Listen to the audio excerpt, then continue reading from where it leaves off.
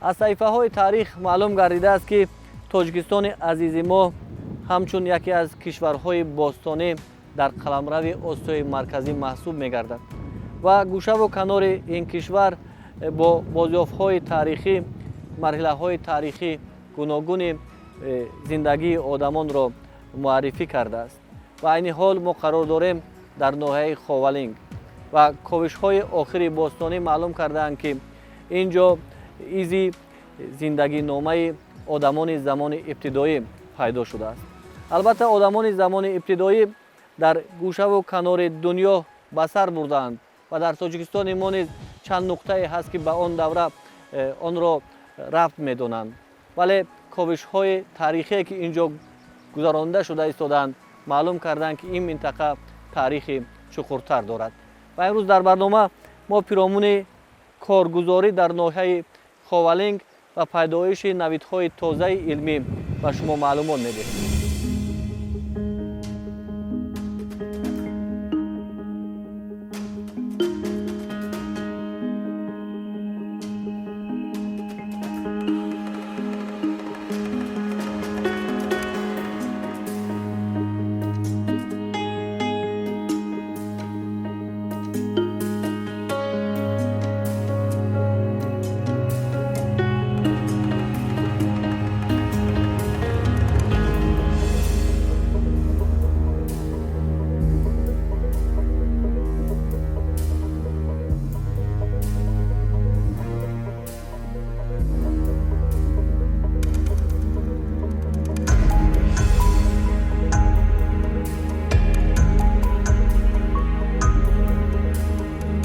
چقدر که میبینید شما ما امروز در ناحیه خوالین قرار داریم.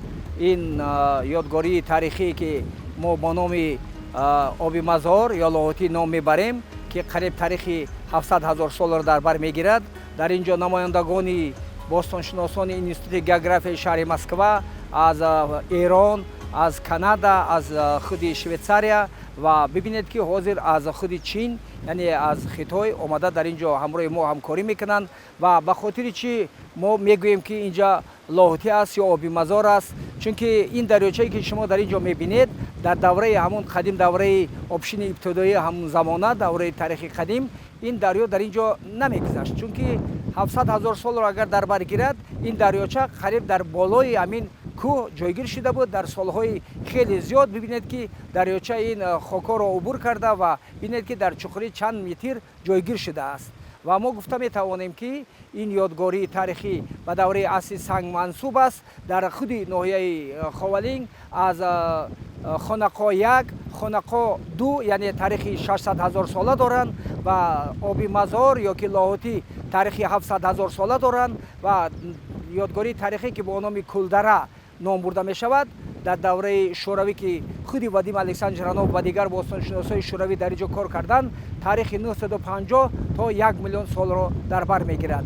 از اینجا بازیافت‌های تاریخی دوره عصر سنگ پیدا شدند، اتشپا، پلاستینا، چوپنگا، میکرولیتا که از بازیافت‌های پیدا کرده خودی باستانشناسا اونا گفته میتونند که این به دوره عصر سنگ منسوب است.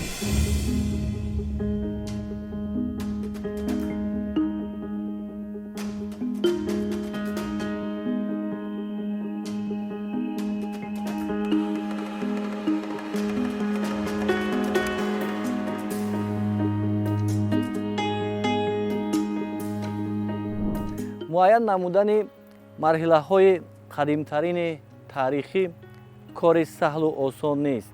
албатта барои пайдо намудани далелҳои илмӣ солҳо сипарӣ мешаванд ва олимон вобаста ба гуногунии фаслу сол инҷо заҳмат мекашанд ва бояд гуфт ки то ба имрӯз маълум гардидааст ки масалан рӯзгори одамони замони ибтидоӣ тақрибан аз 500,000 сол пеш то ба 1 миллион сол рост омадааст ва ин ҷо далелҳое ки аз рӯи нақли олимон пайдо шудаанд гувоҳӣ бар он доранд ки ин минтақа таърихи беш аз 1 миллион сола дорад, вале то як андоза ин таърих инсонро ба он меорад то андеша бикунад ки дар 1 миллион соле ки сипарӣ гаштааст инҷо чӣ бозёфте боқӣ мондааст ки имрӯз далели илмӣ шуда метавонад.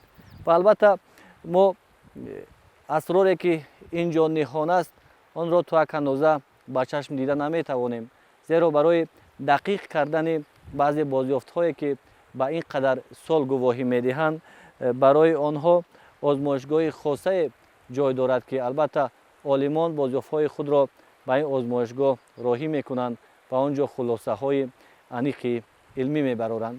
Ба ин хотир густариши ҳамкориҳои олимони бахши бостоншиносии Академияи Миллии Илмҳои Тоҷикистон бо олимони кишварҳои Чину, Амрикову Олмон ва Русия ба роҳ монда шудааст ки инҷо таҳқиқотҳо якҷоя амалӣ мешаванд.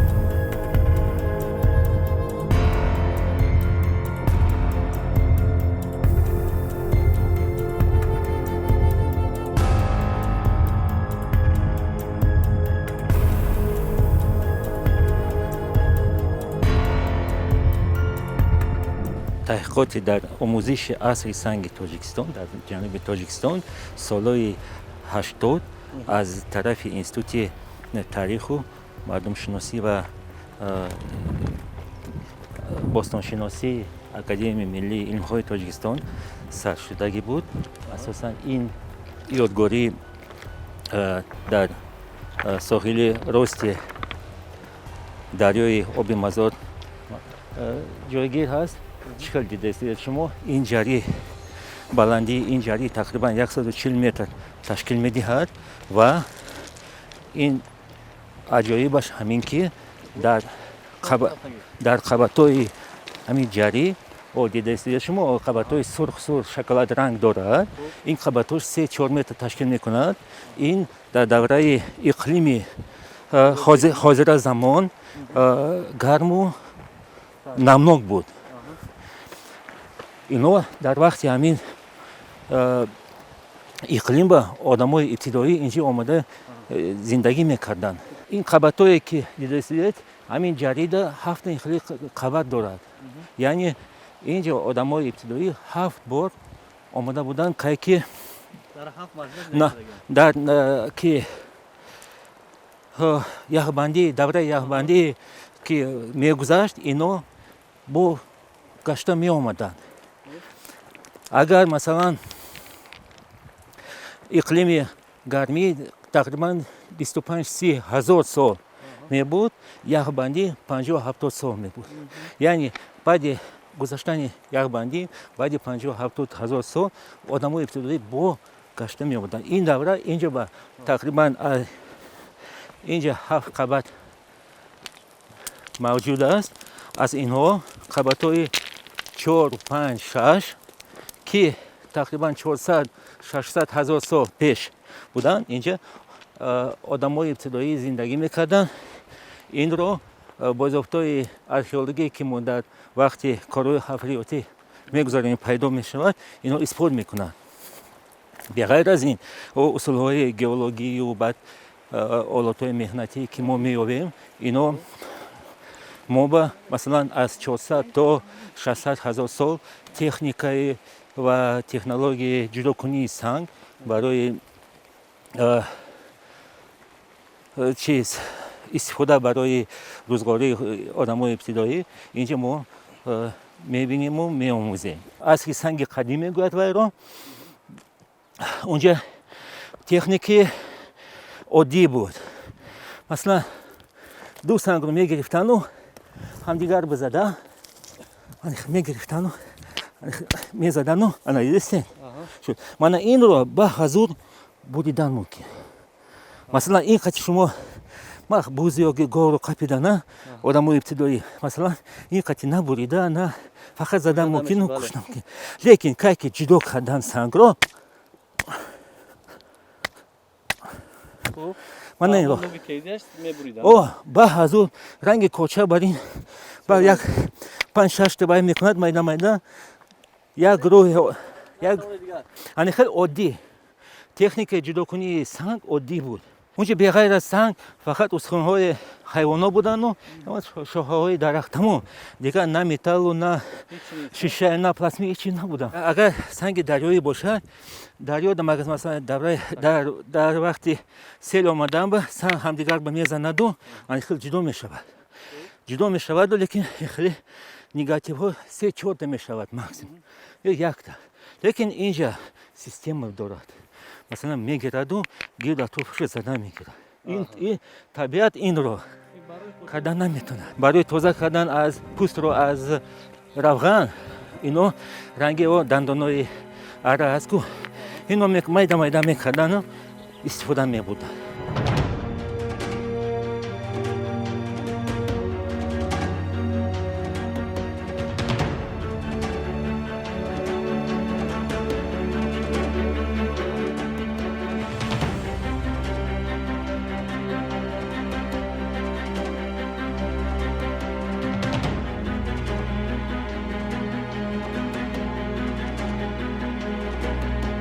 شنوندگان عزیز، عین حال ما قرار داریم در قبط پنجم منطقه باستانی ناحیه خاولین که اینجا با نام لاهوتی 4 نام برده می شود. و برای چی لاهوتی 4؟ چون که اینجا منطقه 4 کافتوکاو آلمان ساحه باستان شناسی است که بعد از سال 2021 کشف گشته است. خب اینجا قبط پنجم است و چون شما میبینید خاکی که در این قبط هست نسبت به قبط بالای فرق میکند. اینجا خاک سفید است و این معنای آن را دارد که همین قبط خاک در زمان یخبندی به وجود آمده است.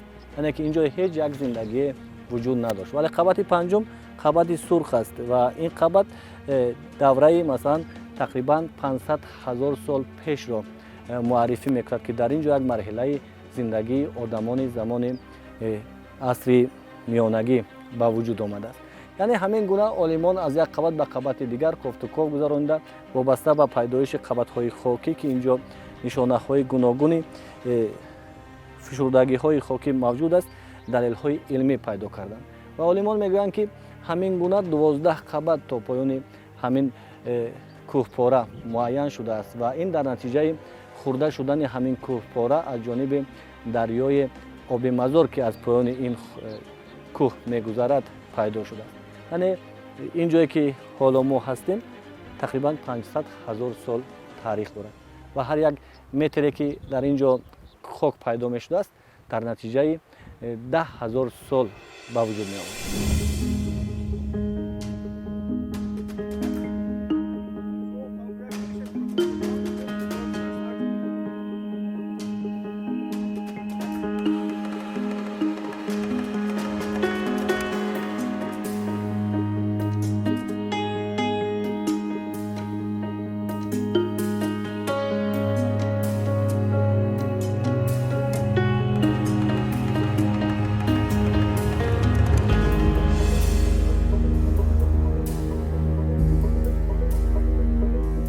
قبط‌ها یا خاک‌ها اینها با باد اومدن اینجا در 500,000 1 میلیون سال پیش وقتی کره زمین خیلی سرد و خشک بوده هیچ گیاهی نبوده باد این قبط‌ها را این خاک‌ها را آورده اینجا. خاک‌ها در دوران سرد و خشک اینجا اومدن اینها به این خاک‌ها ما میگیم لوس. اسم این خاک‌ها لوسه. اینا با باد اومدن اینجا. بعد از چند هزار سال بعد که هوا خوب بوده گرمتر بارندگی بیشتر گیاه میتوانست سبز بشود این قبط‌ها به وجود میان. میبینید اینجا رنگش هم قرمزتر است. این قرمزتر بودن رنگ یا سیاهتر بودن این و علامت‌های دیگه‌ای که ما اینا رو مطالعه میکنیم بررسی میکنیم متوجه میشیم که اینجا اقلیمش چطور بوده، بارندگیش چطور بوده، گیاهانی که اون موقع بودن چه گیاهانی بودن و از اینها در واقع اطلاعات میگیریم بر اقلیم‌هایی که گذشته بودن و بعد میتوانیم این رو به آینده هم انتقال بدیم. این که شما خاک رو با آزمایشگاه میبرید؟ بله این خاک رو ما نمونه‌های زیادی میگیریم. نمونه ای هم میگیریم که سن این خاک رو مشخص میکنه. دقیقاً میگه سن این خاک چقدر هست. معمولاً 500 این آبی مزار، این سکشنی که اینجا داریم خیلی قدیمی هست. 500 600 هزار سال، حالا سن دقیقش باید مشخص بشه، ولی خیلی قدیمی هن. این خاک ها مال چندین هزار سال پیش تا میلیون سال پیش هم در تاجیکستان مطالعاتی که در گذشته پروفسور رانوف اینا انجام دادن نشان دادن. خیلی قدیمی هست. گروهی که ما کار میکنیم متخصص های زیادی هستیم. آرکئولوگ داریم، گئولوگ داریم، خاکشناس هستیم. ما از جنبه های مختلف مطالعه میکنیم. مثلا همینجا آرکئولوگ ها تکه های سنگ ها آلات باستانی رو پیدا کردند. نشان میدهد تو همین منطقه، تو همین اقلیم زندگی بوده است. و ما سنش را تعیین میکنیم، ما اقلیمش را مشخص میکنیم. آرکئولوگ ها هم نشان میدن که اینجا زندگی بوده یا نه. بله بوده. حالا خودشان آرکئولوگ هایی که ما همراهمون هستن میتونن خیلی خوب توضیح بدن.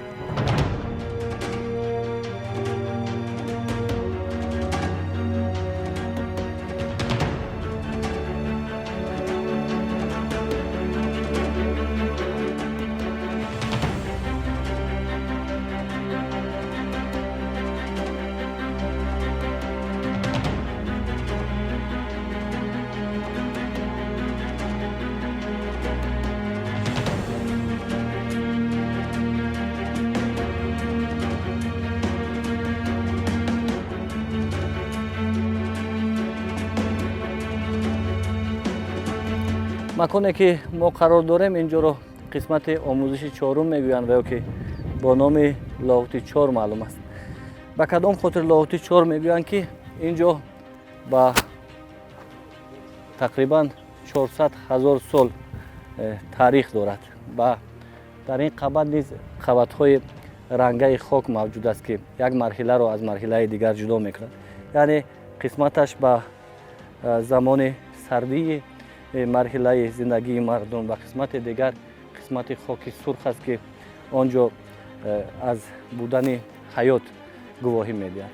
و اینجا عالمان از بخش خاکشناسی، از بخش گئولوژی، بیولوژی و همزمان عالمان فیزیک و شیمیک جلب کرده می شوند تا ترکیب این خاک آموخته شود. و باید بگویم که این حال در همین اکسپدیسیایی که ما قرار داریم عالمان از روسیه، دانیا، ایران، خیتای و تاجیکستان همراه هستند که این یک قوه خیلی بزرگ است برای معاین کردن تاریخ یک منطقه.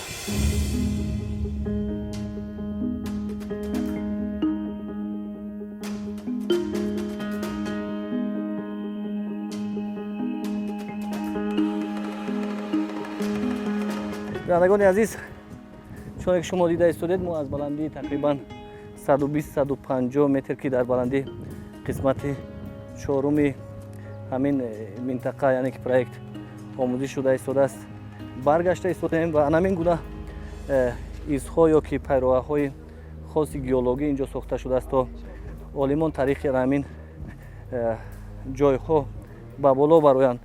و یکی از خصوصیت هایی که این گونه جایها رو میکنن ویران نکردن قبط های خاکی است. و باید بگم که این حال ما از قسمت چهارم برگشتیم و بعد از چند لحظه همراهی مهمانان البته با قسمت دیگری کوفتوکاوی که کمی بالاتر از این منطقه جای دارد سفر خواهیم کرد.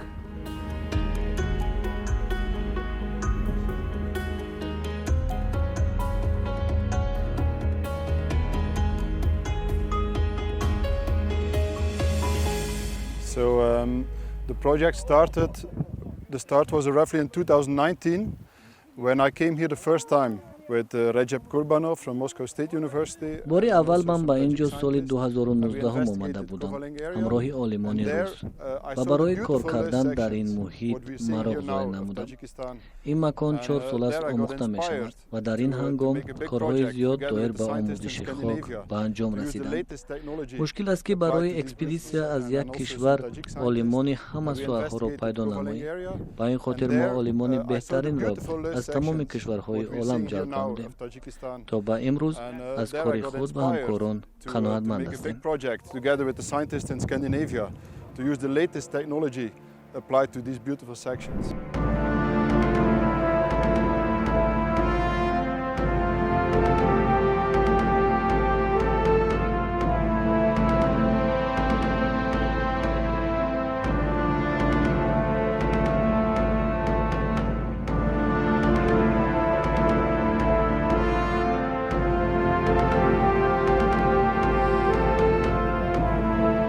бинандагони азиз, қисмати дуюми сафари мо ба ноҳияи Ховалинг идома дорад ва айни ҳол мо қарор дорем дар минтақаи хонақоҳи 2 ва ин ҷо олимон барои омӯзиши табиат ва минтақаи ана ҳамин ҷо яъне гуногунии биологӣ ин ҷо машғул ҳастанд ва марҳилаҳои гуногуни таърихӣ гуногунии биологиро дар ин ҷо омӯхта истоданд ва бояд бигӯям ки дар ин ҷо ғанитарин намунаҳои иқлим омӯхта мешавад ва дар ин ҷо олимон вобаста ба самтҳои фаъолият аз кишварҳои гуногун ҷалб карда шуданд ва ин ҷо чуне ки шумо мебинед хеле табиати зебо дорад.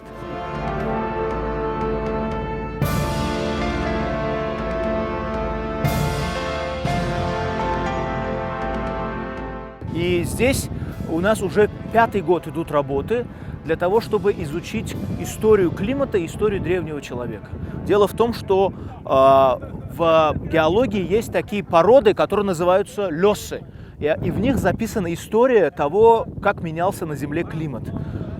Эти лёсы, они очень широко распространены на Земле. Но в Таджикистане и в Китае это самые мощные, самые детальные запись климата по лёсу может быть реконструирована. В Китае самые большие разрезы достигают где-то 250 метров. В Таджикистане 180-200 метров есть разрезы, то есть они одни из самых лучших в мире. Поэтому наш проект привлек, наша экспедиция, она направлена для того, чтобы максимально детально реконструировать каждый этап, начиная от современности и до миллиона лет, до 2 миллионов лет, как менялся климат, потому что были у нас периоды оледенения, были периоды, когда тепло становилось на Земле, они называются межледниковья. И раньше, 500 000 лет назад, к примеру, здесь в плато Ховалинг были целые густые леса, и совершенно другая была природа, чем сейчас. И в это время сюда приходил древний человек.